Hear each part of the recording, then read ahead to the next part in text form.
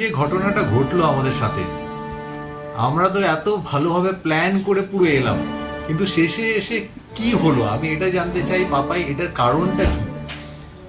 MG market ঠিক বোধহয় 200 metre নিচে, এবং খুব বিচ্ছিরি ভাবে গাড়িটা রাস্তার মাঝখানে আটকায়, যাতে পেছনের গাড়িও পাস করতে পারছে না, গাড়ি অনই হচ্ছে না। মানে এতগুলো এরার মেসেজ আমি একসাথে কোনোদিন দেখিনি। দিয়ে সেই যে বন্ধ হলো, মানে বন্ধই হলো। সে দোকান বন্ধ করে দিয়েছে, তিনি আবার দোকান খুললেন আমার জন্য, খুলে ওই 3J প্লাগ থেকে আমাকে পয়েন্ট দিল, কিনা আমার গাড়ি চার্জই নেই। প্রথমত হেভি গাড়ি, আর এই স্ল্যান্টটা কিন্তু মারাত্মক, মানে 30-40 মিটার 30 ডিগ্রির ওপরে স্ল্যান্ট, মানে ওই স্ল্যান্টে ওটাকে টেনে তোলা গাড়িরই টোয়িং হুকটা সামনে, মানে টিগোরকে নেক্সনের মুখোমুখি হতে হবে এবং টিগোরকে রিভার্সে ওই স্ল্যান্টে নেক্সনকে টেনে তুলতে হবে। ওই কাপড় মেলার নাইলনের দড়ি ওই এক বান্ডিল কোত্থেকে নিয়ে এসছে, এসে সেটাকে 10 ফোল্ড করে দুটো গাড়ির মধ্যে বাঁধা হয়েছে। ওটাকে এরকম ভাবে দেখছি, মানে আমার মুখের সামনে পুরো। হ্যাঁ, এই সময় যদি বাই চান্স টিগরের কিছু একটা ফেল করতো, ওই টিগর এসে আমার বনেটে পড়তো। পেছনে যাদের ঠেলার কথা ছিল, আমি মিরারে দেখছি তারা এভাবে হাতটা গুটিয়ে দাঁড়িয়ে আছে, তাদের মধ্যে আমিও একজন ছিলাম। আজ 23শে ডিসেম্বর 2023। এই জার্নিটা আমাদের কাছে খুবই অ্যাডভেঞ্চারাস, কারণ ইভি গাড়ি নিয়ে এর আগে কেউ কখনো গ্যাংটক যায়নি। আমরাই এই প্রথম ওয়েস্ট বেঙ্গল থেকে যারা এটা ট্রাই করছি আজকে। এখন রাত্রির 12টা বাজে, আমরা একটু পরেই বেরিয়ে পড়বো। আর প্রথম চার্জ দেবো কৃষ্ণনগরে, এখান থেকে 3 ঘন্টা লাগতে পারে, 3 থেকে 3.5 ঘন্টা লাগবে। ওইখানে চার্জিং স্টেশন আছে ধুবুলিয়ায়, সেখানে চার্জিং দেবো। কিছু বলার নেই, মানে এতটা, মানে কি বলবো, ওই রোমাঞ্চকর, মানে এতটা রোমাঞ্চ, পুরো কাটায়, মানে কি বলবো। পেট্রোল গাড়ি নিয়ে অনেকে যায়, হ্যাঁ, আমরা ইভি গাড়ি নিয়ে কিন্তু পশ্চিমবঙ্গে কারুর এত সাহস হয়নি যে গ্যাংটক যাবে। পুরোটাই দেখো আপনাদের, কোথায় চার্জ দিচ্ছি, কতক্ষণ ওয়েট করতে হচ্ছে, কত টাকা খরচা হচ্ছে ইভি চার্জে। ইভি চার্জিং তো বুঝতেই পারছে না, পেট্রোলের থেকে অনেক কম খরচা হবে, পেট্রোল গাড়ির থেকে, ট্রেনের থেকেও কম হবে, আর এরোপ্লেনের থেকেও কম হবে অবভিয়াসলি। কতটা কমে আমরা গ্যাংটক পৌঁছতে পারছি দুটো ইভি গাড়ি নিয়ে, সেটা আপনাদেরকে বলবো। এরপর থেকে আমরা যদি এটা পারি, আপনারা নিশ্চয়ই এরপরে আশা করি পেট্রোল ছেড়ে ইভি গাড়ি কিনবেন আর এই জার্নিগুলো করতে পারবেন। ইভলভ টু ইলেকট্রিক, তাই না? সেই জন্যই আমরা এটা ট্রাই করছি, আর আমরা কিন্তু প্রথম যারা ট্রাই করছি। সঙ্গে থাকবেন সবসময় আপনাদের প্রিয় ইউটিউব চ্যানেল সুটকেস ও ক্যামেরাতে। সকাল 2টো বাজে, ওয়েস্ট মলের সামনে। এখন আমরা এজেসি ফ্লাইওভার ধরবো, বেরোতে একটু দেরি হয়ে গেল। সোজা ডানকুনি দিয়ে ওল্ড দিল্লি রোড ধরার ইচ্ছা আছে, ওই দিক দিয়েই যাবো।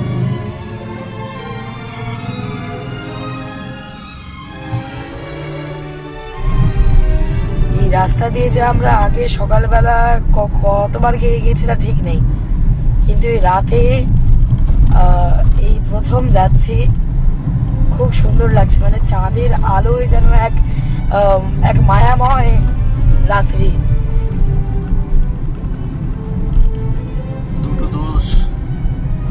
কতটা চলে এসেছি না, বিদ্যাসাগর সেতু কি রেনোভেশনের কাজ চলছে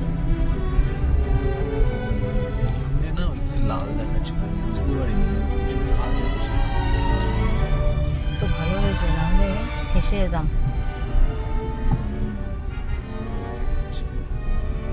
বিদ্যাসাগর সেতুতে কিছু কাজ চলছে, সেই জন্য এরকম লেনটাকে ছোট করে দেওয়া হয়েছে, ব্যারিকেড দেওয়া হয়েছে।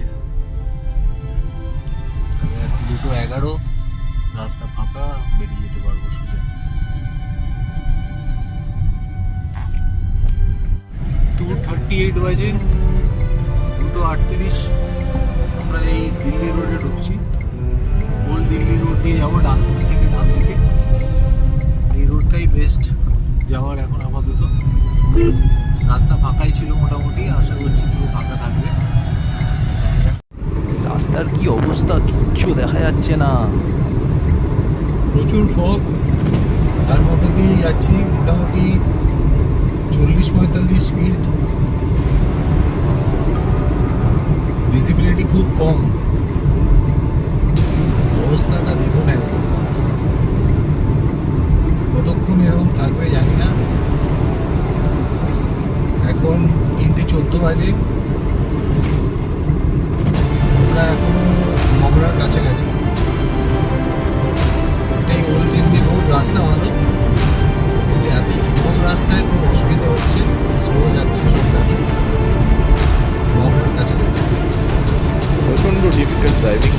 যখন এরকম ফগ থাকে, আর খুব ডেঞ্জারাস ড্রাইভিংও হয়ে যায়।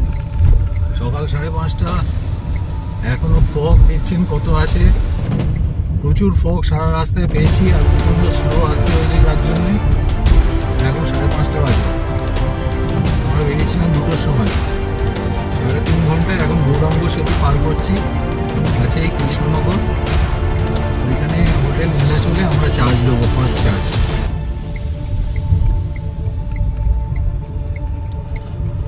রাস্তা খুবই ভালো, ট্রাফিকও কম, কিন্তু ফগের জন্য আমরা 1 ঘন্টা লেট, নাহলে আমরা আরো 1 ঘন্টা আগে পৌঁছে যেতে পারতাম।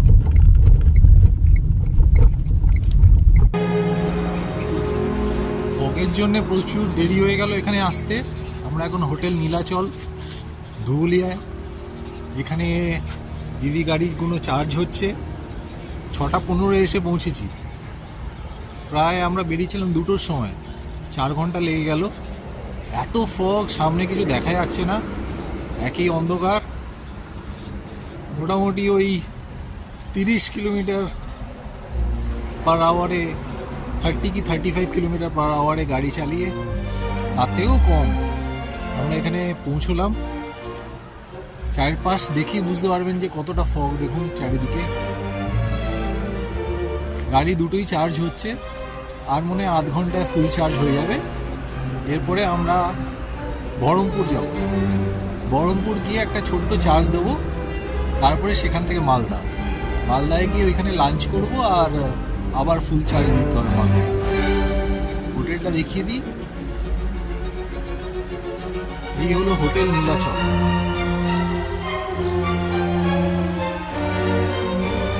চার্জিং স্টেশনটায় 2টো গান আছে। একটা গানে ইগো চার্জ হচ্ছে, আর একটা গানে নেক্সন।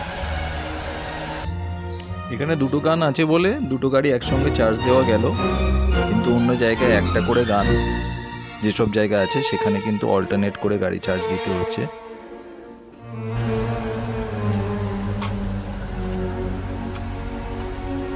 এই হোটেল নীলাচল।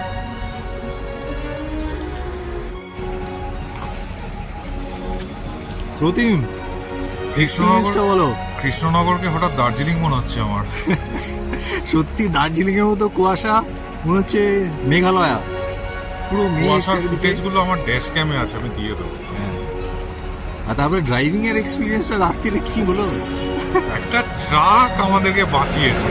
ওই ট্রাকের পেছন যদি না ধরতাম, ওই কুয়াশা পেরিয়ে আসা সম্ভব ছিল না, এগোনোই যাচ্ছিল না, কিছু দেখা যাচ্ছে না, মানে হার্ডলি 5 থেকে 6 ফিট ভিজিবিলিটি।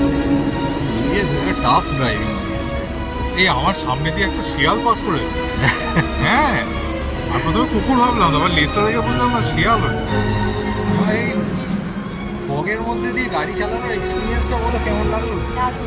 আর কি বলবো,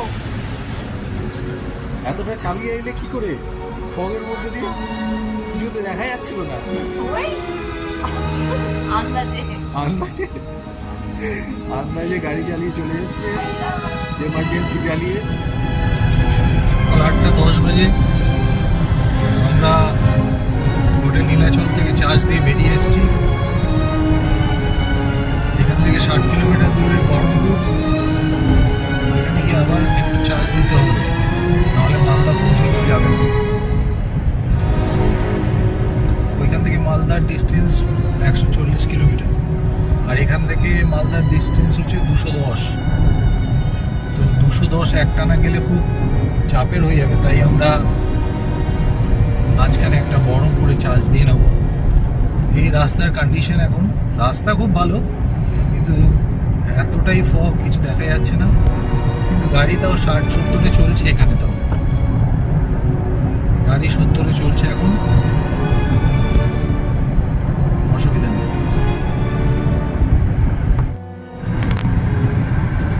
সকাল 8:30 বাজে, পলাশি ছাড়িয়ে এখন আমরা বহরমপুরের দিকে, সামনেই বেলডাঙ্গা, আর আমাদের ম্যাডাম গাড়ি চালাচ্ছে। কলকাতা থেকে শুরু করছে রাত 2টোয়, মকসদ বেশি, মকসদ বলছে মানসে বহরমপুরের টাটা মোটরস নিবিড়, যেখানে আমাদের চার্জ দেওয়া হয়ে গেছে। এখন 11টা বাজে।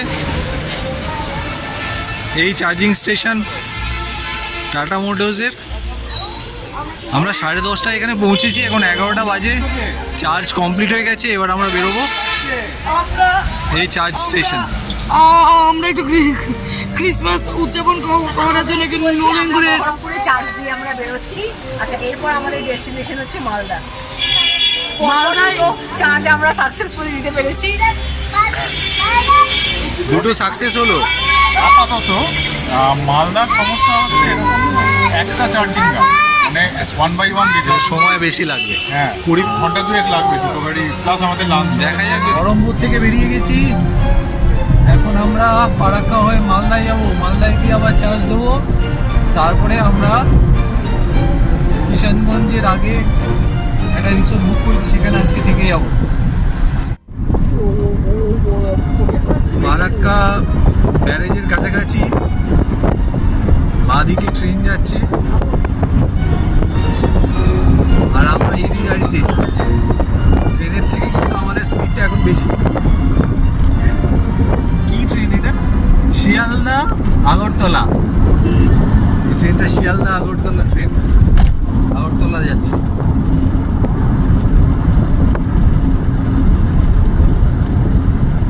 দারুণ।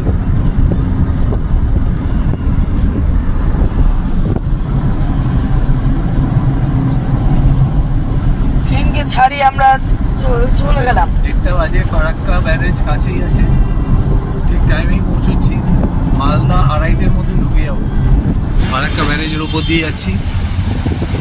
যখন ট্রেনে করে যেতাম তখন ওই দিক দিয়ে যেতাম আর এদিকে দেখতাম।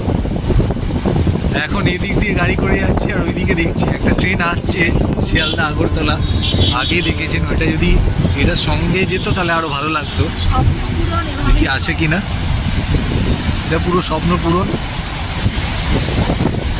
ফারাক্কার ওপর দিয়ে এই প্রথম দুটো ইভি নিয়ে যাচ্ছে ওয়েস্ট বেঙ্গল থেকে আমরা। এর থেকে বড় অ্যাচিভমেন্ট কিছু হতে পারে না। এরপরে মালদা যাবো, তারপরে গ্যাংটক। আমরাই প্রথম।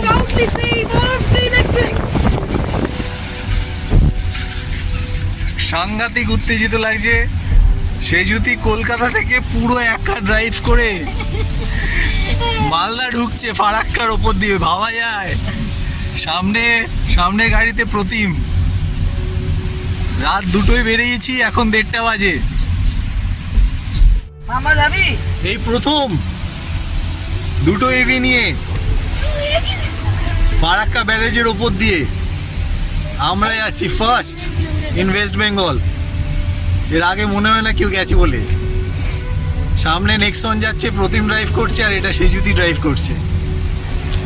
কিছুক্ষণের মধ্যে মালদা পৌঁছে যাব। আমরা লাঞ্চ করব, তারপরে মিরামার রিসোর্টে গিয়ে আমাদের নাইট স্টে। এখনো শেষ না, এরপরে গ্যাংটক যেতে হবে। বিশাল অ্যাচিভমেন্ট, বিশাল। A small step for a man, but a giant leap for the mankind. এটা হোটেল গোল্ডেন পার্ক মালদা। দুপুরবেলা 3:30 নাগাদ পৌঁছলাম এখানে। 3:30টার সময় পৌঁছে গাড়ি ওইখানে চার্জিং স্টেশনে চার্জ দিয়ে দিলাম, আর আমরা লাঞ্চ করে নিলাম। কোনো অসুবিধা এখানে হচ্ছে না। বহরমপুরে চার্জ দেওয়ার পরে আমরা এখানে চলে এলাম।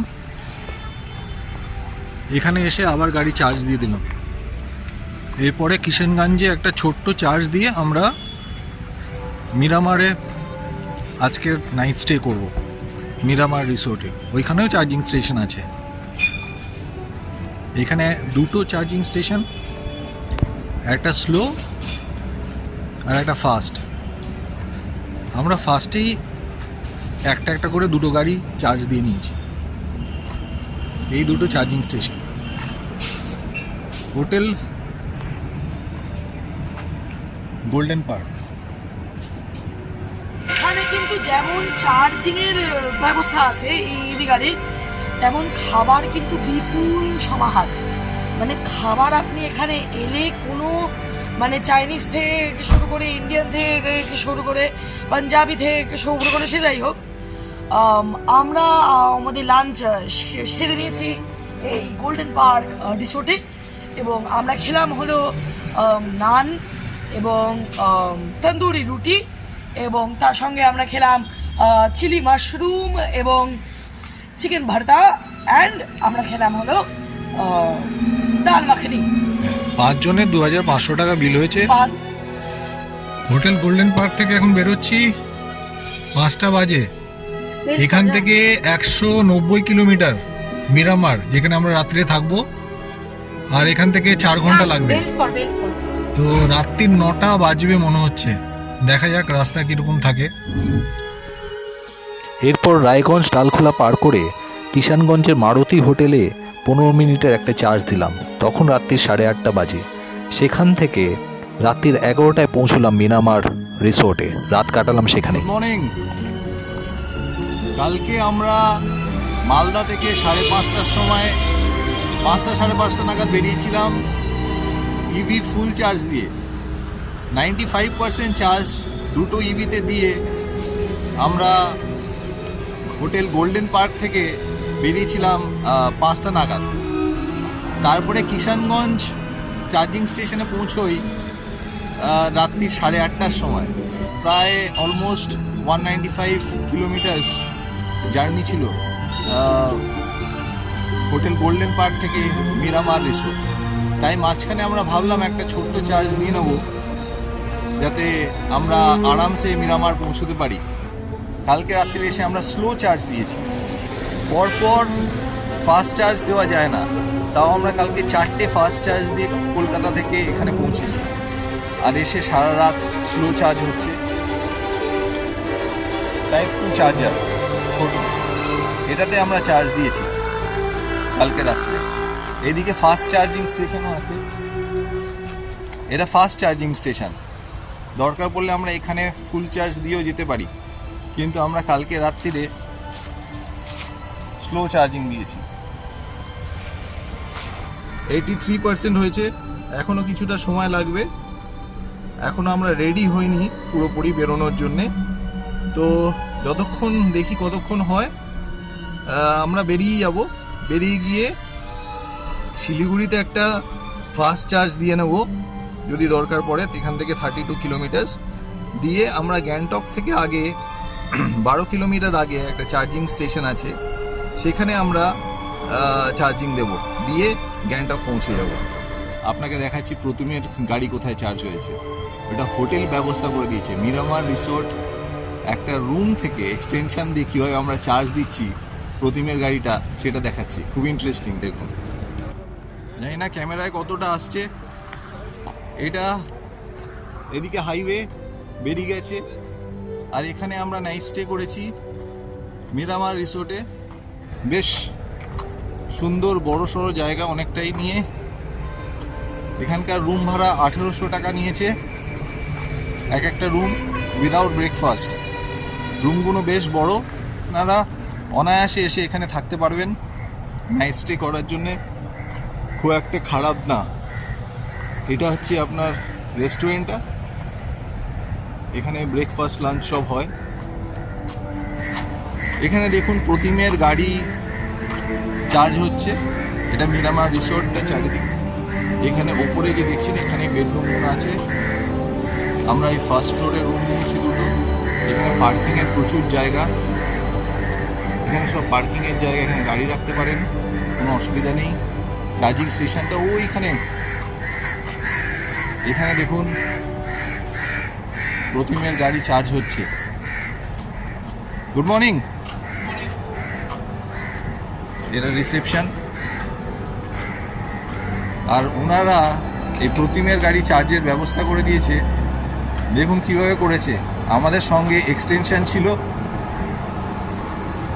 এটা টাটা নেক্সন। এখন আমরা মিরামার রিসোর্টে সারা রাত স্লো চার্জিংয়ের ব্যবস্থা।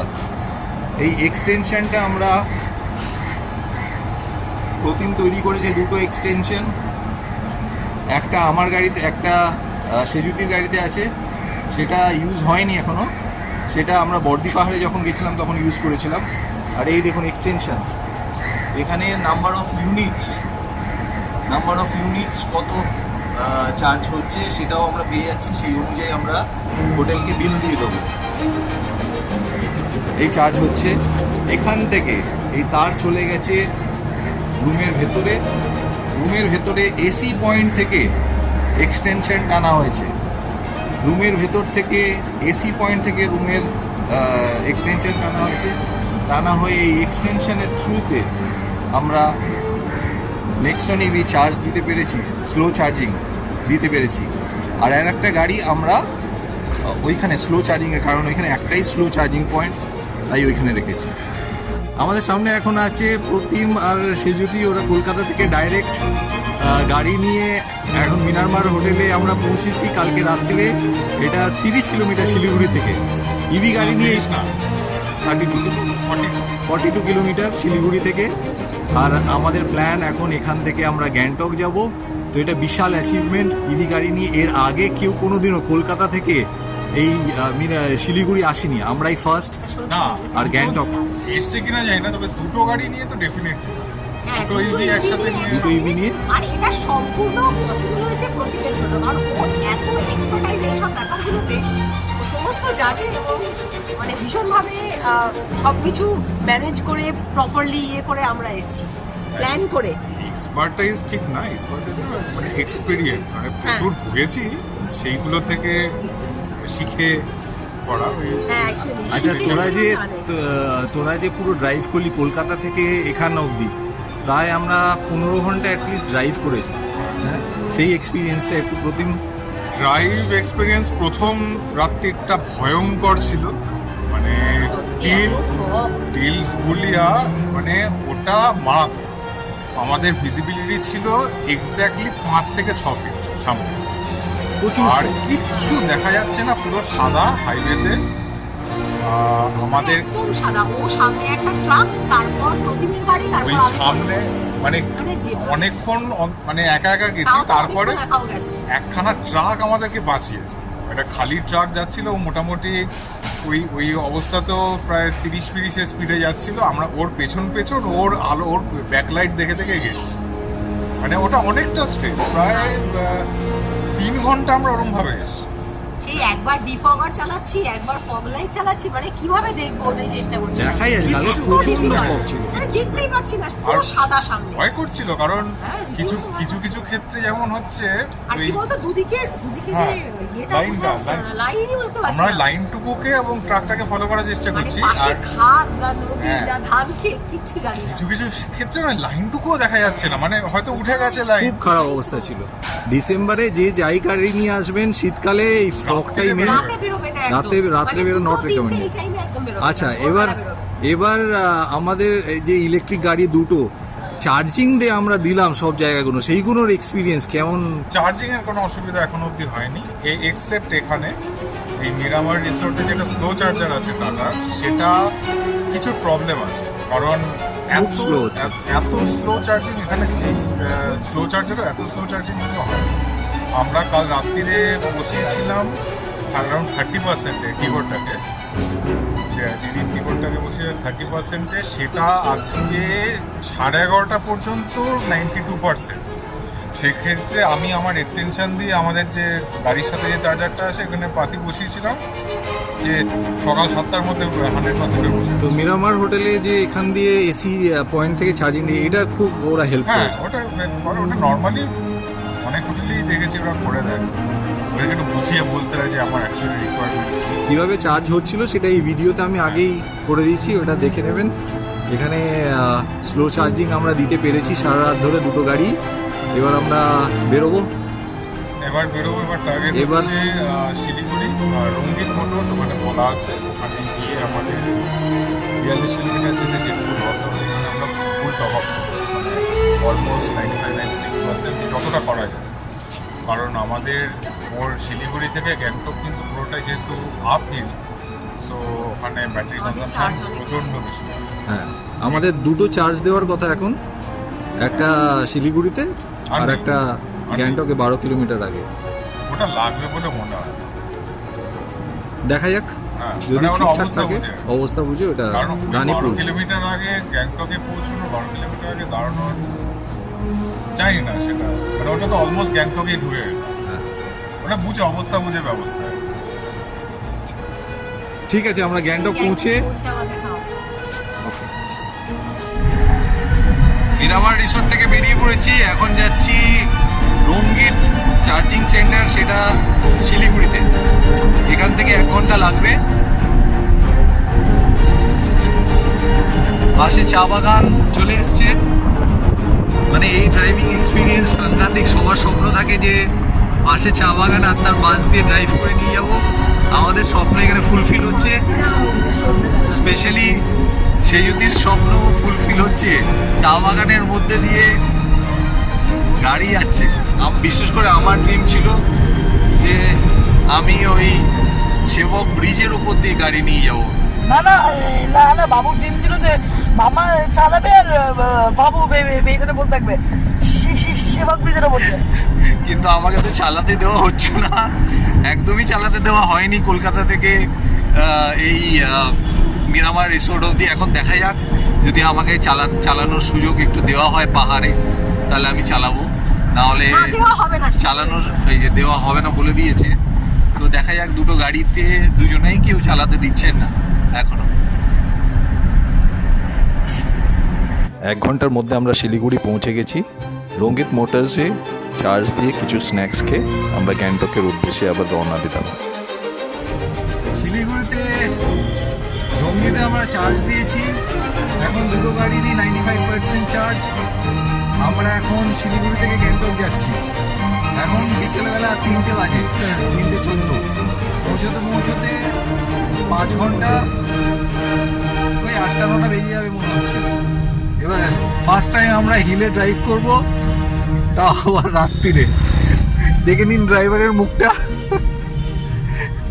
শিলিগুড়ি থেকে গ্যাংটক ড্রাইভ করে নিয়ে যাবে রাত্রির বেলা সেজুতি। বিশাল কনফিডেন্স। দূরে আবজা পাহাড় দেখা যাচ্ছে। সেবক রোডের দিকে এগিয়ে যাচ্ছি আস্তে আস্তে। সেবক রোড দিয়ে যাচ্ছি, দুদিকে জঙ্গল, সাইডে আর্মি ক্যাম্প। এই রাস্তা দিয়ে গেলেই মনে হয় কোথাও একটা দার্জিলিং বা কার্শিয়ং বা কালিম্পং বা গ্যাংটক, যেখানেই যাবেন এই রাস্তা দিয়ে যেতে হবে। এটা আমাদের one of the favourite roads, যেখানে ড্রাইভ করার অনেকের স্বপ্ন থাকে। সেবক রোডে ড্রাইভ করার মজাই আলাদা। সাইডে আর্মি ক্যাম্প আর এলিফ্যান্ট করিডোর। সকলে পুরাই যায়। ফাইনালি কলকাতা থেকে পাহাড়ে উঠে গেলাম। সামনে নেক্সলি বিধান দারুণ লাগছে। পাহাড়ের ওপর দিয়ে ইভি গাড়ি নিয়ে এই প্রথম ওয়েস্ট বেঙ্গল থেকে বোধহয় আমরাই যাচ্ছি। সামনে দেখুন প্রতিমের গাড়ি যাচ্ছে। এই দুটো ইভি গাড়ি নিয়ে ওয়েস্ট বেঙ্গল থেকে এই প্রথম আমরা কলকাতা থেকে গ্যাংটক যাচ্ছি। ওহ, এই রাস্তা দিয়ে ড্রাইভ করার মজাই আলাদা। সাংঘাতিক লাগছে। সন্ধে হয়ে আসছে, এখনো গ্যাংটক অনেক দূর। সেজুতিকে রাতেও ড্রাইভ করতে হবে। দারুণ লাগছে। সেজুতির তো ভালো লাগছেই, কিন্তু আমার একটাই কষ্ট, আমি ড্রাইভ করতে পারছি না। প্রচন্ড কষ্ট আমার। এই কষ্ট বলে বোঝানো যাবে না, যে গাড়ি আছে অথচ ড্রাইভ করতে পারছি না। তিস্তা ক্রস করে মেল্লির দিকে এগোচ্ছি। এখন পর্যন্ত ইভি গাড়িতে কোনো সমস্যা হয়নি। পাহাড়ে প্রায় 2.5 ঘন্টা আমরা চালালাম, কোনো সমস্যা এখন পর্যন্ত হয়নি। আমরা এখন মেল্লির কাছাকাছি। এখান দিয়ে সোজা গিয়ে রংপুর দিয়ে ঢুকবো। এখানে খুব জ্যাম। দূরে ওই আলো দেখা যাচ্ছে। ওই ব্রিজ দিয়ে যে গাড়িগুলো যাচ্ছে সেটা হচ্ছে আপনার, সেই গাড়িগুলো আপনার নামচি চলে যাচ্ছে। আমরা রংপুর কাছাকাছি আছি, আর 2 কিলোমিটার রংপুর। এই ওপরে গ্রিন বোর্ডটা দেখে বুঝতে পারবেন কতটা দূরে আছি, দেখাচ্ছি। রংপুর আর 2 kilometre, Singtam 13 kilometre, Gangtok 41 kilometre.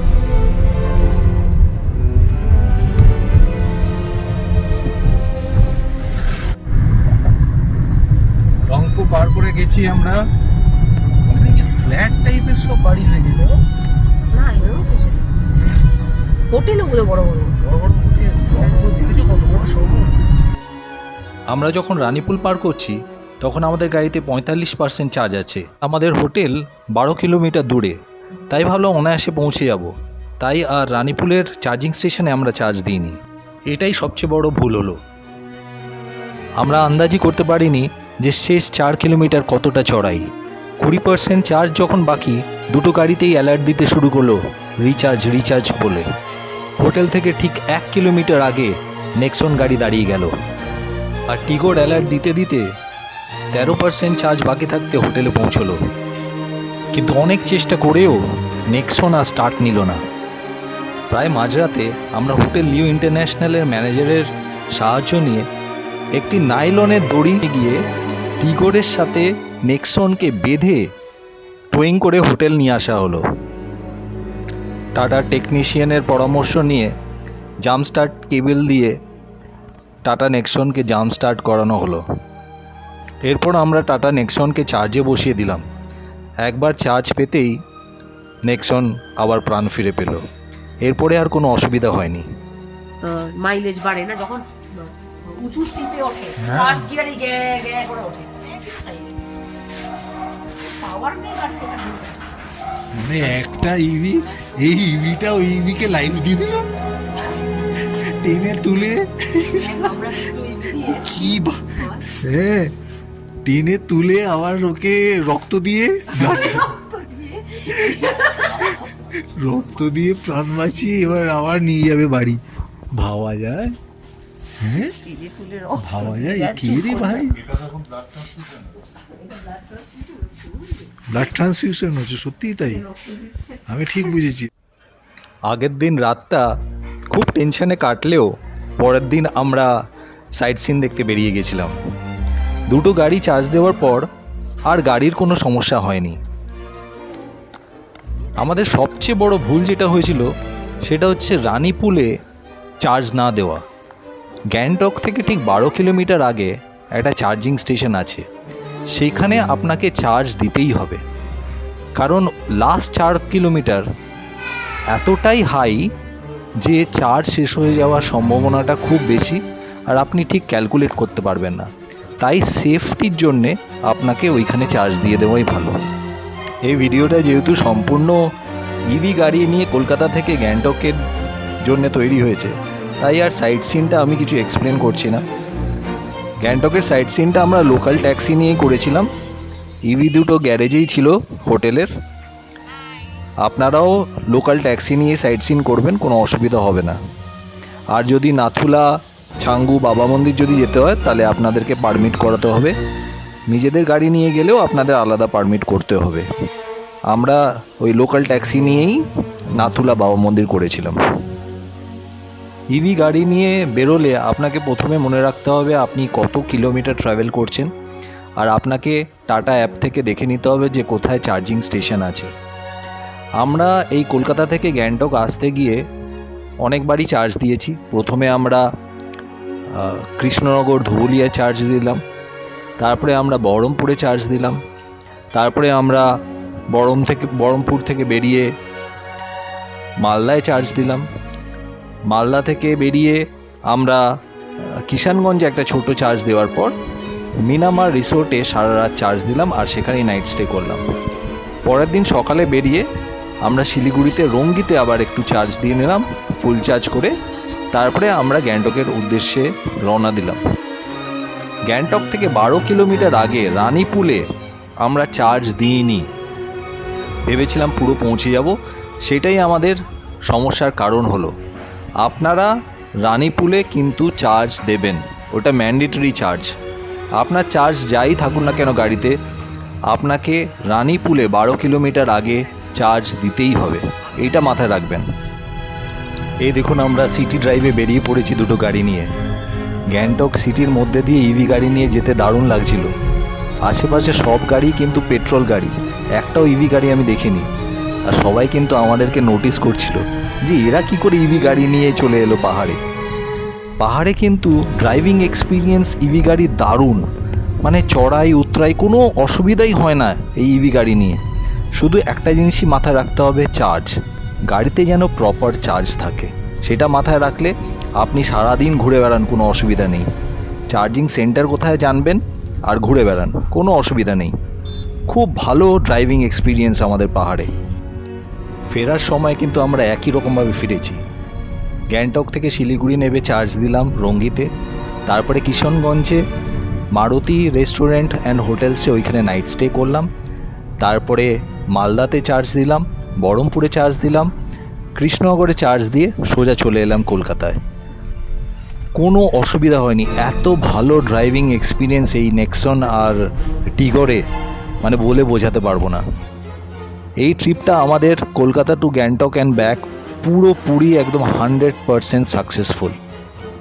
এবার আমি আপনাদেরকে দুজন যারা চালিয়ে নিয়ে গেছে তাদের এক্সপিরিয়েন্স আর যেই ঘটনাটা ঘটেছিল সেই ঘটনাটার বিষয়ে তারা একটু ডিটেলসে বলবে, একটু শুনে রাখুন, যখন আপনারা বেরোবেন আবার আপনাদেরও কাজে লাগবে। হ্যাঁ, আমরা তো শিলিগুড়ি থেকে স্টার্ট করলাম, সুন্দর যাচ্ছিলাম, কোনো প্রবলেম হয়নি। আচ্ছা, তারপর শিলিগুড়িতে আমরা একটা চার্জ দিই, তো আমরা এক্সপেক্ট করেছিলাম ওই একটা চার্জেই আমরা চলে যেতে পারবো, মানে আমরা দুজনেই কনফিডেন্ট ছিলাম। তো একবার ওই শিলিগুড়িতে মানে গ্যাংটকে ঢোকার আগে একটা যদি চার্জ দেওয়া হতো তাহলে মানে মনে হয় বেটার হতো, সেটা বাবাই বলছে। অ্যাকচুয়ালি ব্যাপারটা হচ্ছে শিলিগুড়ি থেকে গ্যাংটকের যা ডিস্টেন্স সেটা কিন্তু খুবই কম, 120-125 মতো। আর আমাদের গাড়ির ক্লেম রেঞ্জ হচ্ছে 240 বলে, সেটাকে আমি 200 ধরে এগোই, কারণ 30 কিলোওয়াটের ব্যাটারি আমার নেক্সনটায়, দিদিরটায় হচ্ছে 24। আর ওয়াট আওয়ার পার কিলোমিটার যদি 150 টানে তাহলেও 200 রেঞ্জ লেন্সে ধরি, সেটাকে আমরা এখানে ধরেছিলাম যে আরামসে হয়ে যাবে। এবার ঘটনাটা হচ্ছে অনেকগুলো বিষয়। একটা হচ্ছে আমাদের শিলিগুড়ি থেকে স্টার্ট করাটা অনেক দেরি হয়েছে, দুপুর হয়ে গেছিল। তো সেখানে চার্জ করে আমরা যতক্ষণে গ্যাংটকে ঢুকছি, এটা ছিল 25শে ডিসেম্বর, সাংঘাতিক ঠান্ডা, ঠিক আছে। তো ঠান্ডার একটা এফেক্ট ব্যাটারিতে অবশ্যই পড়ে, সেটা মেন ব্যাটারিতেও পর অক্সিলারি ব্যাটারি থাকে যেটা বনেটের ভিতর, তার ভেতর তার উপরে। নাম্বার 2 হচ্ছে গ্যাংটকে ঢোকার ঠিক আগে একটা লম্বা স্টেজ আছে, প্রচন্ড স্টিপ, সেটা আমরা জানতাম না, আমরা বুঝিনি যে এতটা স্টিপ। হ্যাঁ, আমরা সেটা আমাদের আন্দাজ ছিল না যে এতটা স্টিপ হতে হবে, কারণ তার আগে অব্দি রাস্তা মোটামুটি পাহাড়ি নর্মাল একদম রাস্তা, কখনো উঠছে নামছে। হ্যাঁ, আর তাতে যা মাইলেজ দিচ্ছিল আমরা স্যাটিসফাইড ছিলাম, কিন্তু ওই যে অতটা স্টিপ হবে আর তাতে হুড়মুড় করে এতটা কমে যাবে এটা আমরা বুঝতে পারি। লাস্ট 5 কিলোমিটার স্পেশালি এতটাই মানে আমরা ভাবতে পারিনি এতটা স্টিপ হবে। ব্যাটারির মানে আমাদের পার্সেন্টেজ যেটা ছিল সেটা ক্যালকুলেট করতে পারি না, মানে স্টার্টিং থেকে শুরু করে এক্স্যাক্টলি শিলিগুড়ি কি তারও পরে আমাদের এক্সপেকটেশন অনুযায়ী পুরো আমাদের সব মানে ক্যালকুলেটেড, মানে আমরা ভেবেছিলাম হয়তো প্রায় 20-25% এক্সট্রা থাকতে আমরা পৌঁছে যাবো। আর তাছাড়া ওই স্টিপ রাস্তাটা শুরু হওয়ার আগেই চার্জিং পয়েন্টটা ছিল। হ্যাঁ, এক্স্যাক্টলি। গ্যাংটক থেকে ঠিক 12 কিলোমিটার আগে রানীপুর চার্জিং স্টেশন, তখন আমরা দেখলাম আমাদের 12 কিলোমিটার আছে আর পার্সেন্টেজ প্রায় 35 বা above 35%। তো আমরা দরকার নেই, কোনো ব্যাপারই না, আরামসে পৌঁছে যাবো। এইবার ঘটনাটা যেটা ঘটলো, একটা তো হচ্ছে ব্যাটারির ক্ষয় হচ্ছে, ওয়াট আওয়ার পার কিলোমিটার প্রচন্ড বেড়ে গেছে, ওই অবধিও ঠিক আছে। দিদির গাড়িটায় কোনো সমস্যা হয়নি, টিগোর। আমার নেক্সনটা মোটামুটি যখন 28% আমার ব্যাটারি বাকি, 28 না 30-এর ঘরে যখন ব্যাটারি বাকি ওই স্টিপ রাস্তায়, তখন হঠাৎ ওটা লিম্প মোডে চলে যায়। লিম্প মোড মানে হচ্ছে যখন ওই বেশি স্পিড তুলতে দেবে না, যা হয় আর কি, ব্যাটারি পার্সেন্টেজ কম থাকলে যে জিনিসটা হয় সেটা। তো এটা একেবারে আনএক্সপেক্টেড যে 30%-এ কখনো আমাদের লিম্ফ নোড আসতে পারে, এটা একেবারে আনএক্সপেক্টেড। এইবার ঘটনাটা হচ্ছে এই ট্রিপটা স্টার্ট হওয়ার আগে আমি টাটার সার্ভিস সেন্টারে আমার গাড়িটা পাঠিয়েছিলাম এমনি জাস্ট একবার চেক করাতে যে ব্যাটারি কন্ডিশন, কারণ আমার গাড়িটা তখন প্রায় 4.5 বছরের পুরনো। তো আমি ওটা একটু পাঠিয়েছিলাম যে ব্যাটারিটা চেক করে নিতে, যে মেন ব্যাটারি ঠিকঠাক আছে কিনা, কারণ একটা লং ডিস্টেন্স আছে। ঘটনাচক্রে এই শিলিগুড়ি থেকে গ্যাংটক আমরা যেদিন আসছি তার ঠিক আগের দিনই শিলিগুড়ি পৌঁছানোর, আমরা শিলিগুড়িতে যে থাকিনি, মিরামার হোটেলে ছিলাম শিলিগুড়ি থেকে 40-45 কিলোমিটার আগে। এবার মিরামার হোটেলে কিন্তু আমার সকালবেলা যেদিন আমরা শিলিগুড়ির জন্য রওনা দিচ্ছি মিরামার থেকে, সেদিন কিন্তু আমাকে হাই ভোল্টেজ ব্যাটারি অ্যালার্ট আমাকে দিয়েছে। এবার তাতে আমার হালকা একটু সন্দেহ হয়েছিল যে আমার মেন ব্যাটারিটা হয়তো ঠিক নেই, কিন্তু তারপরে আবার কোনো অসুবিধা হয়নি, দিব্যি চলছে। এবার এইটা হচ্ছে একটা পয়েন্ট। আমার যে ঘটনাটা ঘটলো গ্যাংটকের যে ওই এমজি মার্গটা অবধি হচ্ছে চূড়ান্ত স্ট্রিপ গ্যাংটক, তারপরে জিনিসটা একটু এগিয়ে তারপরে ডাউন, আমাদের হোটেলটা ছিল হচ্ছে ওইখান থেকে আবার ডাউনে গিয়ে মানে আলটিমেটটা এতটাই হ্যাঁ। steep, এবার আমি ভাবতে পারিনি। আমার গাড়িটা প্রথম আটকায় হচ্ছে ওই গ্যাংটকের ওই এমজি মার্কেট ঠিক ওদের 200 মিটার নিচে, এবং খুব বিচ্ছিরি ভাবে গাড়িটা রাস্তার মাঝখানে আটকায় যাতে পেছনের গাড়িও পাস করতে পারছে না। এবার ওখানে তো হেল্পলেস অবস্থা, দিদি গাড়িটা আগে ছিল, দিদি বেরিয়ে গেছে, আমি ফোন করলাম দিদিকে এই অবস্থা। প্রথমবার আটকালে 1 কিলোমিটার আগে হোটেল থেকে 1 কিলোমিটার, মানে এমজি মার্কেট ওই থেকে 200 মিটার মতো জাস্ট নিচটাতে। তো আমার কিছুতেই তখন আর গাড়ি অনই হচ্ছে, মানে এতগুলো এরার মেসেজ আমি একসাথে কোনোদিন দেখিনি। দিয়ে ওই অবস্থায় দাঁড়িয়ে আছে গাড়ি ওই স্ল্যান্টের মধ্যে। আর সেদিন ওই দিন হচ্ছে 25শে ডিসেম্বর, প্রচন্ড ভিড় রাস্তায়, টোয়িং ভ্যান অ্যাভেলেবেল নেই। তো কি করি হ্যাঁ, তো তারপরে যেটা হলো, কথা দিদির সাথে তো সারাক্ষণই কথাবার্তা চলছে ফোনে। আমরা বিপদে, মানে আমার গাড়িতে ছিলাম আমি, রুক্মিণী আর আমার ছেলে খুবই ছোট, আমরা প্রচন্ড বিপদে। দিদি যেটা করলো, দিদির সাথে কথা বলে দিদি আগে হোটেলে পৌঁছে গেল। দিদিরও গাড়িতে পার্সেন্টেজ কম ছিল, আমি যখন পৌঁছালাম তখন ছিল 19%, তাও অনেকটা। কিন্তু তখন কিন্তু মানে অ্যালার্ট দিচ্ছিল, অ্যালার্ট দিচ্ছিল। দিচ্ছিল। কিন্তু দিদি পৌঁছে যেটা ফার্স্ট বুদ্ধিমানের কাজ করেছে, গিয়েই গাড়িটা চার্জে বসিয়ে দিয়েছে। ঠিক আছে, এবার যেটা হলো, আমি তো ওখানে লড়ে যাচ্ছি প্রায় 20-25 মিনিট ওই অন অফ করতে করতে হঠাৎ একবার দেখলাম জাস্ট অন হয়েছে, মানে এখান থেকে বেরো, মানে আমি খুব বিচ্ছিরি এরকম একটা স্ল্যান্টের মধ্যে দাঁড়িয়ে আছি। এবার আমরা এমজি মার্কেট ওই টপটায় পৌঁছে আবার আমাদের হোটেলটা ছিল একদম ডাউন দিয়ে, ওখানে কি মোটর ভেহিকলস কিছু একটা আছে গ্যাংটকে, ওইটার রাস্তাটাতেই আমাদের হোটেলটা ছিল, হোটেল লিও ইন্টারন্যাশনাল। এবার যাচ্ছি, এবার ডাউনে তো অসুবিধা হয়নি কিছু, ডাউনে রিজেনও পেয়েছি কিছুটা, খুবই সামান্য 1-2% হবে খুব বেশি করে। তো ডাউনে গিয়ে আমাদের হোটেলটা ঠিক মানে 100 মিটার আগে একখানা স্টিপ আপ আছে, সেটাও বোধহয় খুবই কম, মানে 30-40 মিটারের একটা steep up, degree of inclination প্রচন্ড বেশি, মানে অ্যাবাভ 30 ডিগ্রি ওটা ইনক্লিনেশন। আমার গাড়িটা ওই ইনক্লিনেশনে জাস্ট ওঠার মুখটাতে আবার বন্ধ হলো, সেই যে বন্ধ হলো মানে বন্ধই, আর কোনোভাবেই ওকে চালু করা গেল না। পাশের একটা দোকান থেকে আমি এক্সটেনশন বোর্ড দিয়ে চার্জ করারও চেষ্টা করলাম, চার্জও হচ্ছে। তখন খুব বিপদে, তখন অনেক রাত হয়ে না অনেক রাত না, তখন বেশি না, তখন বাজে 7:30 মতো বাজে, মানে পাহাড়ের হিসেবে একটু রাতই। মানে লোকাল লোকগুলো তখন হেল্প করতে চাইলো, চার্জ ওরা দোকান থেকে হ্যাঁ এক্স্যাক্টলি, আমাকে একটা দোকান, সে দোকান বন্ধ করে দিয়েছে, তিনি আবার দোকান খুললেন আমার জন্য, খুলে ওই 3J প্লাগ থেকে আমাকে পয়েন্ট দিল, কিনা আমার গাড়ি চার্জই নিল। তো কোনো রকমে ধাক্কা ধুক্কি মেরে গাড়িটা একটা সাইড করা হলো। এবার ওখানে একটাই ভাই, ওটা ছিল নো পার্কিং, কোনো কারণে যদি বিজি ট্রাফিক থাকতো, একটা পুলিশের একটা বাজে কেস হতো, হ্যাঁ সেটা একটা বাজে ব্যাপার। তো আমরা যেটা তখন করলাম এমার্জেন্সি বেসিসে, যেহেতু বাচ্চা আছে, বাচ্চার সাথে কিছু এমার্জেন্সি জিনিসপত্র নিয়ে হোটেলে দিয়ে হেঁটেই পাশেই ওয়াকিং ডিস্টেন্স, গাড়ি ওখানেই থাকবে। এবার আমরা তো ভাবার চেষ্টা করছি যে কী করা যায়। তো আমাদের যে হোটেলটা ছিল লিও ইন্টারন্যাশনাল, তার যে ওনার রোহান ঘোষ, উনি প্রচণ্ড হেল্প করেছেন, প্রচণ্ড হেল্প। এবং উনিও শুনলাম পরে ওনার কাছে যে উনিও প্রচণ্ড এরকম অ্যাডভেঞ্চার ট্রিপে বেরোন, ওনার এরকম মানে গাড়ি নিয়ে রড ট্রিপের প্রচুর এক্সপিরিয়েন্স আছে। সেই এক্সপিরিয়েন্সটা আমাদের সেই যাত্রীদের খুব কাজে লেগেছে। আর সেটা উনি প্রচুর ওনার বন্ধুদের ফোন করেছেন, একটা যদি মানে কোনো বড় গাড়ি পাওয়া যায় তাকে, তার সাথে আমার নেক্সনটাকে বেঁধে কোনো রকমের স্ল্যান্ডটুকু তুলে হোটেলে ঢোকান। আর কোনো আমাদের উদ্দেশ্য যাত্রী ছিল না।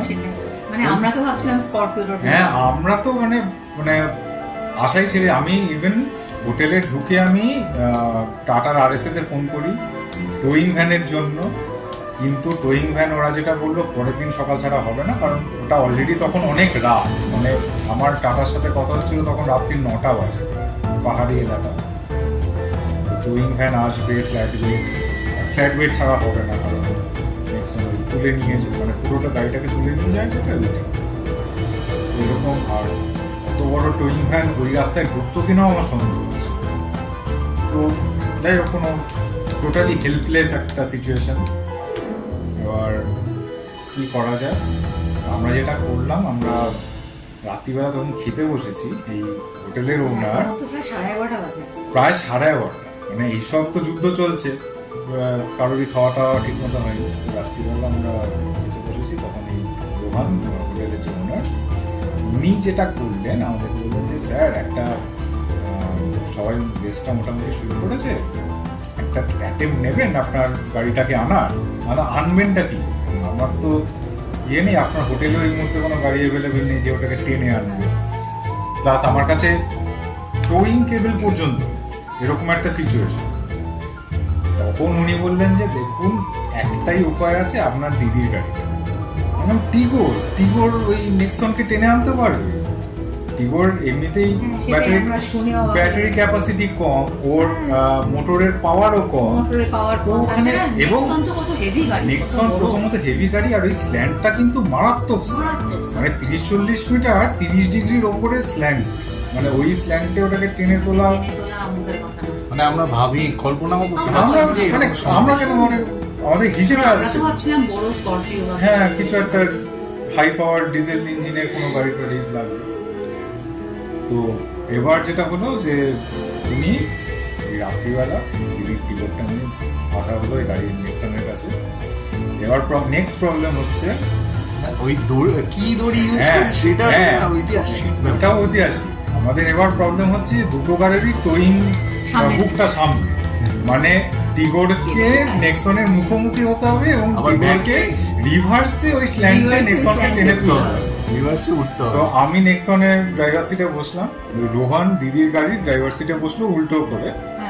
আর ইন্টারেস্টিং হচ্ছে টোয়িং কেবল তো নেই, ওই কাপড় মেলার নাইলনের দড়ি ওই এক বান্ডিল থেকে নিয়ে এসে সেটাকে 10 ফোল্ড করে দুটো গাড়ির মধ্যে বাঁধা হয়েছে, বেঁধে এবার টানা স্টার্ট হয়েছে। আর রোহান ওর হোটেলের 3জন স্টাফকে নিয়ে এসেছিল, যে কিনা মানে এদিকে গাড়ি টানা হবে সামনে আর ওরা পেছন থেকে ঠেলবে।